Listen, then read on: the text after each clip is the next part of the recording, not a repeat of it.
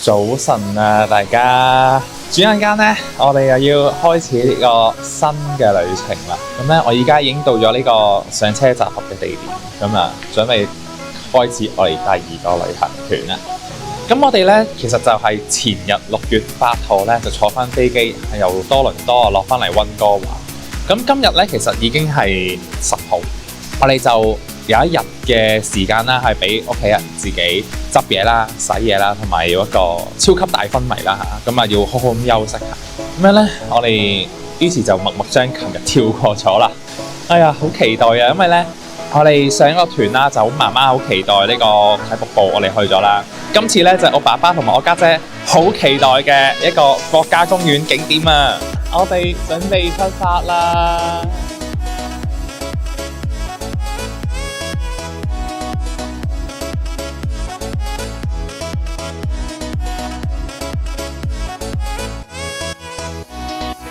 好啦，咁經過咗呢個咁靚嘅公路，我哋坐咗1個鐘頭旅遊巴咧，咁就嚟到一個叫做 Hope 嘅地方。佢嘅英文串法就係 HOPE。咁顧名思義咧，佢就係指希望。咁點解呢個地方會叫做希望咧？咁就係傳說啦，喺100幾年前咧嚇，呢度咧就有一啲金喺度嘅，咁係一啲金沙嚟嘅。咁嚟自其他加拿大東部嘅其他人咧，就專程咧就過嚟尋下寶啦。咁啊結果啊真係揾到金啦，然之後喺度發達，然之後咧就定居住喺度，就令到呢個地方好繁華。咁啊一路成為咗一個充滿希望嘅地方。呢個就係導遊所講嘅故事。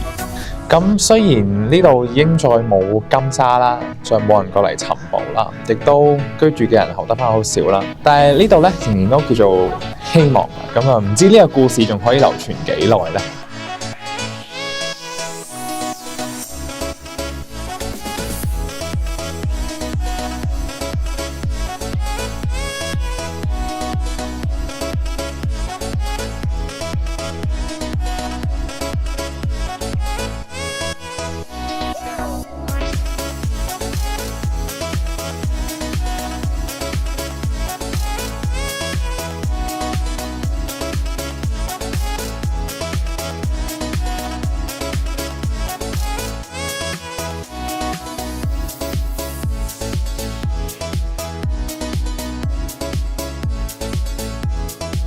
咁我哋趁住呢一個大家去廁所嘅空檔咧，喺度玩咗一陣。咁我哋就要繼續去下一個地方啦。好，坐咗幾個鐘頭旅遊巴咧，終於到咗我哋下一個地方，就係呢個 Kelowna 呢個城市。我哋依家咧要做一樣嘢先，就係去食飯，因為真係太肚餓啦。我哋坐咗5個鐘車啦，咁就嗱呢一餐咧，個導遊咧就俾咗2個 option 我哋，一係咧就食牛扒，一係咧就食素菜意粉。咁所以就1、2、3，我唔客氣啦。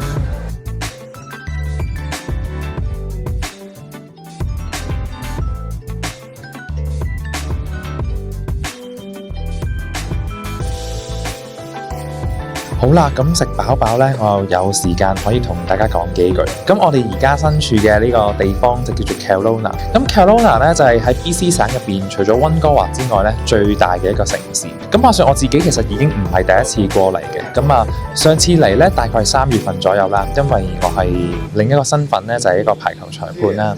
咁所以我就有另一個同事要車我過嚟呢個城市，咁啊幫手去做呢邊18U 女子組嘅 Club Season 嘅比賽。咁所以其實我都唔係對呢個地方完全陌生。咁但係咧嗰陣時喺我嚟嘅時候就留意到個好奇怪嘅現象啦。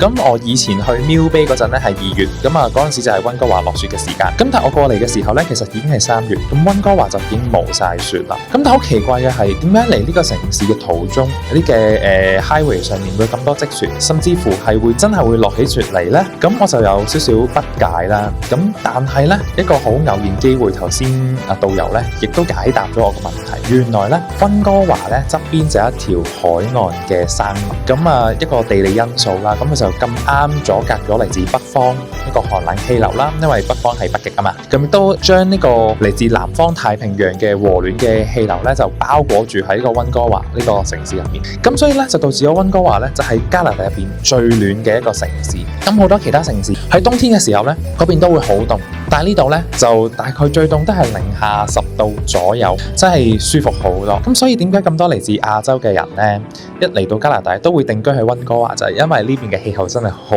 舒服，係屬於一個溫帶嘅氣候嚟嘅。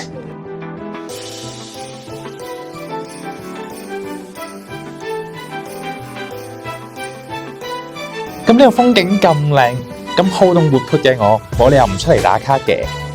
咁講翻轉頭先，我哋而家嘅呢一個地方呢，就係一個釀酒廠入邊嘅餐廳。咁我哋食完嘢呢，就要過隔離嘅酒廠參觀啦。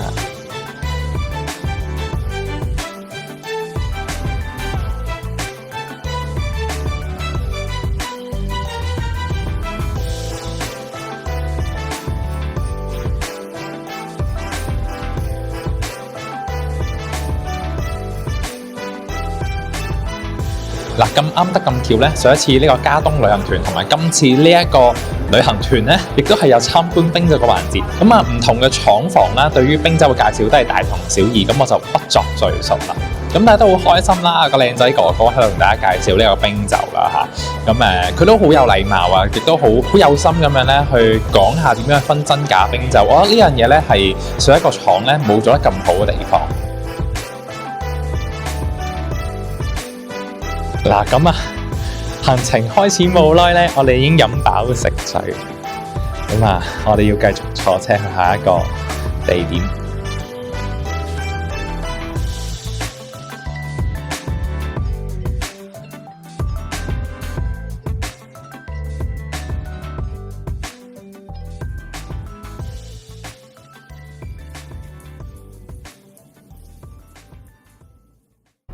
咁跟住落嚟呢，我哋就嚟到一個叫做 Okanagan Lake 嘅地方啦。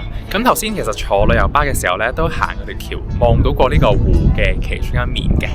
咁呢個呢，就係一個非常之大嘅淡水湖嚟噶。咁最老土嘅劇情又要走出嚟啦。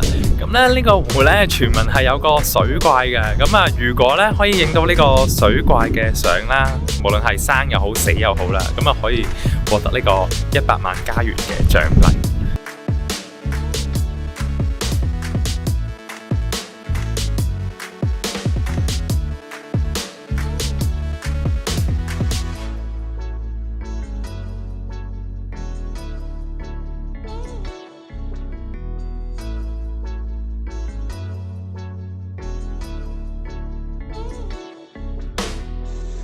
不得不說咧，其實佢哋都好識做生意嘅。呢隻水怪咧出埋啲周邊咧，嗰啲公仔啊、鎖匙扣啊，或者係嗰啲郵票咧，其實又真係幾得意。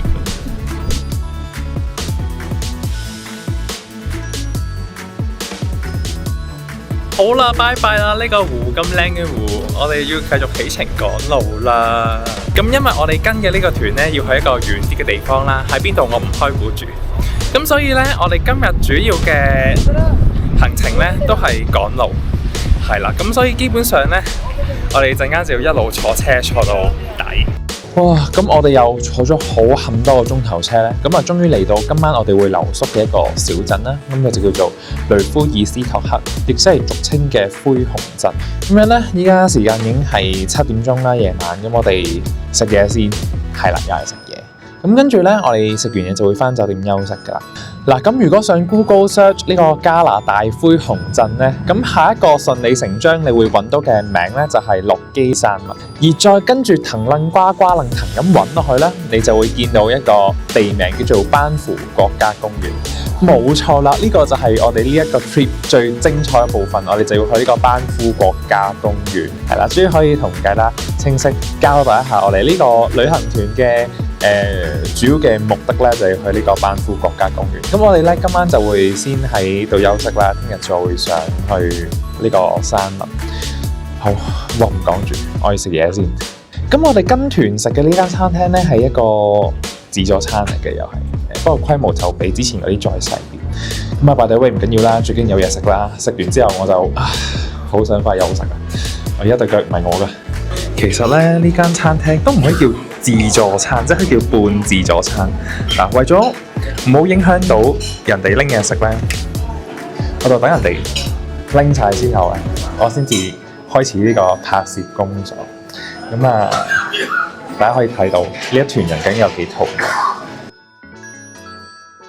啱先真係嚇死本寶寶我啊！個導遊話見到我拍片啊，佢以為我係唔知咩博主啊，唔係啊，唔係啊，我唔係博主啊，我純粹真係好想去記錄低今次同屋企人嘅旅行啦，同埋順便咧經過啲旅遊景點嘅時候咧，得閒多嘴同大家分享下㗎咋，我唔係博主啊！好啦，咁我哋終於咧翻到嚟我哋嘅酒店啦！哇，今日真係咧又係〜坐長途車嘅一日啊，又係呢個大遷徙日子。咁咧，我哋就住喺一間叫做 Sandman 嘅酒店。呢度咧，嘅酒店咧係得2層嘅啫。咁啊，但係好唔好彩咁樣咧，我哋屋企嘅房咧就喺2樓嘅。咁所以咧，我就要拖住行李咧，翻去自己間房。好啦，咁當然都係要我哋循例嘅 room tour 環節啦。呢個咧就係我哋間房啦。咁我哋間房咧係望住出邊嘅停車場嘅，跟住呢一邊係我哋嘅衣櫃，同埋咧呢度有微波爐同雪櫃。好啦，咁門後邊咧就係我哋嘅洗手間啦。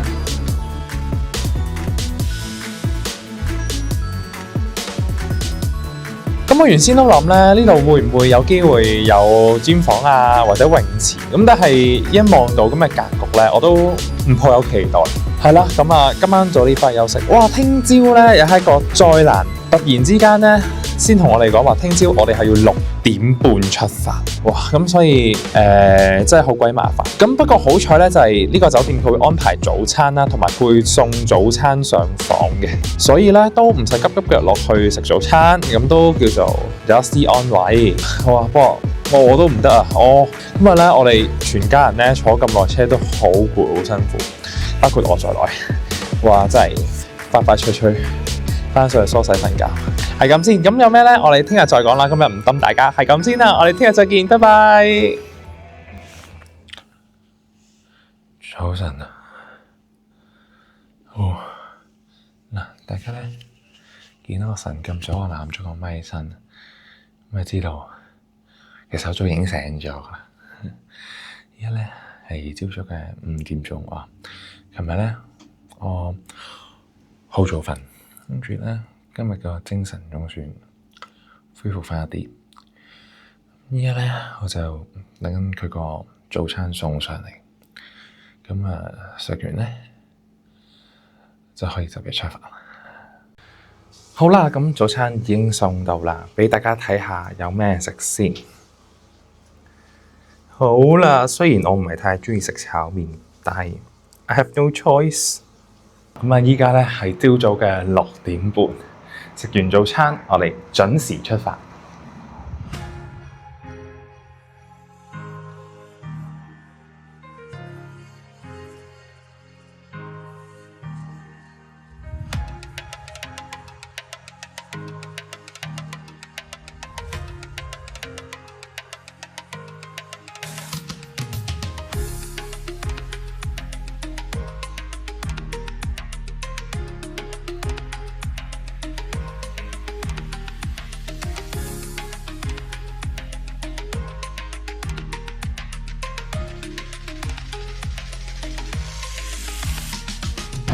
咁雖然我哋喺呢度唔會停留好耐啦，但係都想過嚟打下卡啊！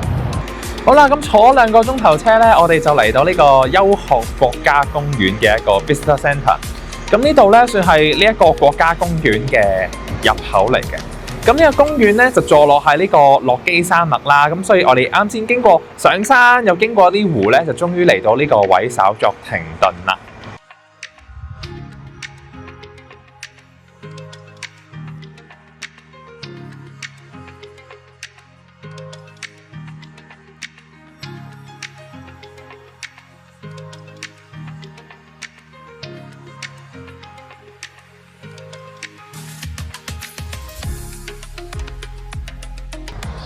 咁之後我哋沿路繼續向前行，咁啊經過呢個收費亭之後呢，就意味住有幾樣嘢發生咗。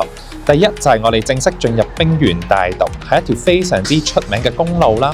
咁啊又距離我哋嘅目的地近咗一大步啦。第二就係我哋正式由呢個 BC 省進入咗阿伯塔省。咁而第三樣嘢呢，就係我哋嘅時區會有所改變，我哋會由 GMT-7 咧會快1個鐘變咗做 GMT-6嘅。咁雖然琴日有透露過啦，去班夫國家公園係我哋嘅最主要嘅行程啦，但係嚟緊身後呢一個景點呢，亦都係非常之重要嘅。咁呢一個呢，就係哥倫比亞冰川啦。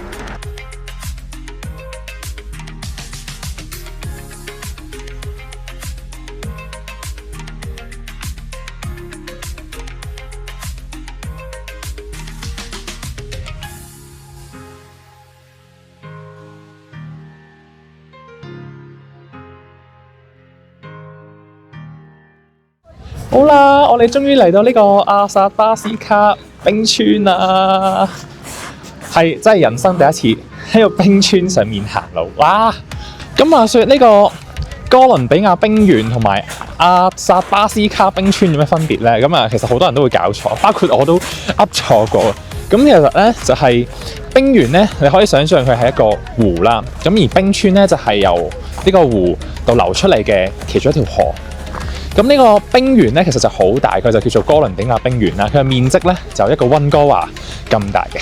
咁而呢一條冰川咧，就係呢個哥倫比亞冰原上面流出嚟嘅一條冰川，咁啊叫做阿薩巴斯卡冰川啊。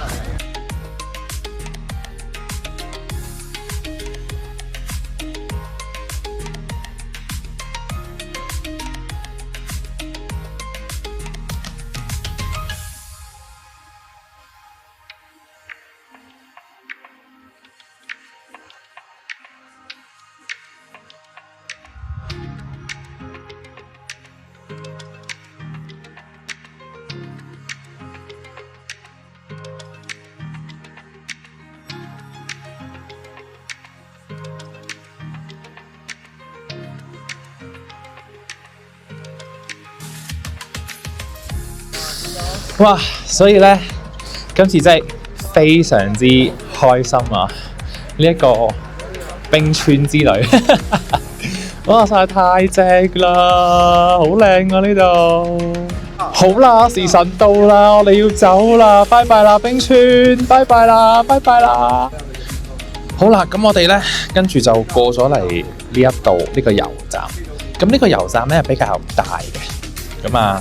除咗有好多位泊車之外啦，佢仲有一個補給點同埋一個 gift shop 嘅。咁咧就入邊有個 food court 仔啦，咁啊去食嘢先，好肚餓。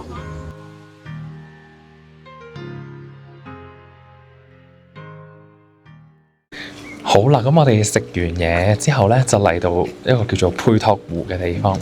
咁啊，呢度而家我身處呢個位置咧，就唔係一個湖嚟嘅，佢係一個停車嘅地點。咁我哋咧仲要徒步行多5至6分鐘啦，去睇呢個湖嘅。咁但係阿導遊就話啦，非常之值得去影嘅。咁啊，當然要帶大家睇下啦。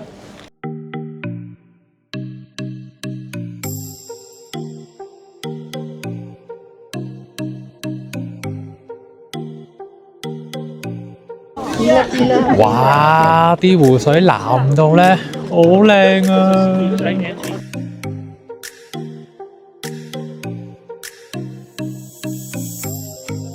嗱，咁呢個地方啊真係好鬼靚。不過咧，佢呢度亦都擺咗一張1902年嘅相啦。咁呢度有條冰川咧，以前咧係真係全部都係冰嚟，咁但係而家佢就真係冇晒咁滯啦。咁所以咧，就算喺咁靚嘅環境之下咧，其實望到都好深粒。呢個全球暖化問題真係實在好嚴重。講緊嘅就係個湖側邊呢個位啡色嘅呢笪地，以前全部都係冰嚟嘅，而家真係冇晒啦。好啦，咁我哋咧就喺呢個咁靚嘅湖度打完卡。咁啊，其實我相信咧，每個景點都有佢嘅意義。除咗係哇好靚啊，擦影完相之後，其實仲有好多嘢值得我哋去留意。咁今次呢個湖其實亦都係一個好好嘅警示，話俾我哋知，如果我哋再咁樣唔珍惜呢個地球嘅資源，唔再保護呢個地球，其實好快呢個景點就會冇噶啦。好啦，咁樣咧，我哋今日跟旅行團嘅行程咧已經行晒啦。今晚咧，我哋就冇特別安排行程，但係咧，我哋就會去市中心啦，去食晚飯啦，同埋買定一啲補給咁樣嘅。哇，好靚啊！呢間酒店，呢間咧係一間老牌嘅酒店嚟嘅，評價都非常之好嘅。咁我哋快啲上房擺低行李先。哇！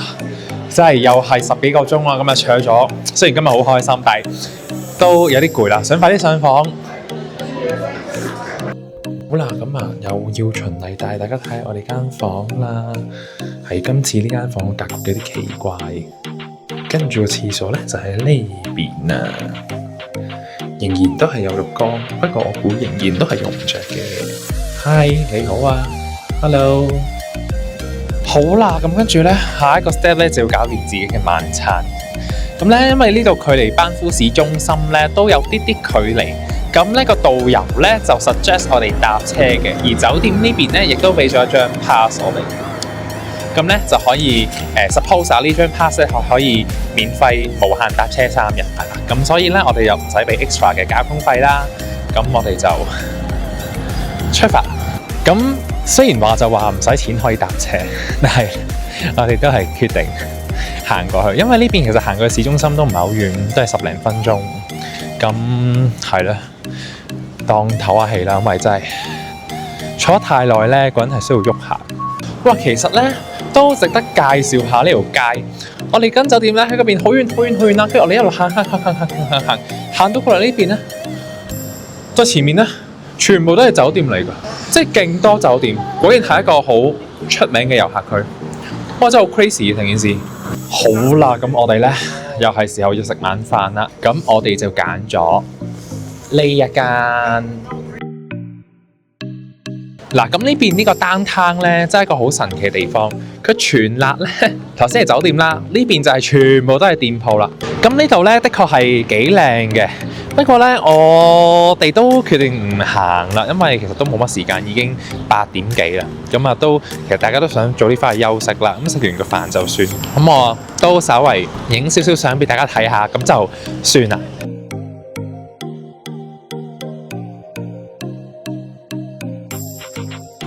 咁咧，其實我都好感恩嘅。依家呢個時間有落雨，咁點解落雨都會感恩呢？咁啊，話說其實今日嘅天氣真係好好。咁但係自從我哋睇完嗰個湖翻嚟之後咧，嗰個天色就越嚟越灰蒙蒙。咁啊，因為依家咧係呢邊加拿大嘅山火季節，咁所以咧好多山火出嚟嗰啲煙咧，咁啊吹晒過嚟呢邊，咁啊令到嗰個能見度會越嚟越低嘅。咁落雨咧，其實成日有助沖走啲particles 啦嚇，咁樣咧令到呢個空氣咧會乾淨啲，個能見度高啲。咁我哋聽日咧去睇嘅大景咧就可以更加靚啦。咁跟住我哋行下咧，都到咗一間叫做 IGA 嘅物體。呢間 IGA 咧其實就係班夫呢個小鎮咧呢度唯一一間超市。咁所以咧好重要嘅，而我哋咧亦都要去買些少補給。係啦，咁入到嚟其實驟眼睇同其他一般超市都冇咩分別，不過咧啲嘢就真係喺度先買到。好啦，咁買完嘢咧，我哋就起程返酒店。係嘅，嚟到旅行咁難得咧，所以每一次去到唔同嘅酒店咧，我都會想去佢哋嘅泳池玩嘅。係啦，體驗一下唔同嘅泳池係點樣。好，咁呢間酒店嘅泳池仔咧就係咁嘅樣嘅。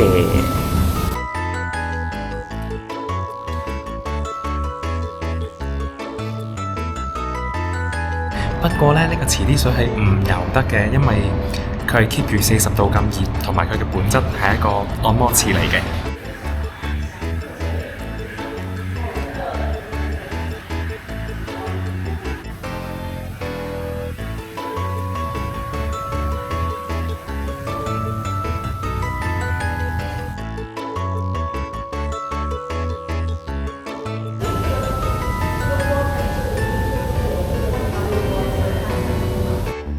結果咧，我覺得真係浸好耐，因為真係太舒服啦！呢個40度熱水，哇！咁今日咧實在太正啦！咁雖然都係坐車坐10幾個鐘，咁但係真係人生第一次踩過落呢個冰川啦。咁啊，真係影過好多好靚嘅湖啦，好靚嘅風景啦。講緊係呢度是但一座山，是但一個湖，是但咁影，都係可以做 wallpaper 水平，真係好開心。咁啊，聽朝咧，我哋就可以晏啲先起身啦。我哋嘅集合時間係朝早嘅8點半。咁咧，我哋呢個班夫旅行團嘅第2日行程正式完結啦。咁啊，真係希望咧嚟緊呢個夜晚要落雨咧，就落晒佢。咁然之後，聽日咧就係一個好好嘅天氣，一個好好嘅能見度，去睇更加靚嘅風景。咁我哋今日咧就到呢度啦，我哋聽日再見，拜拜。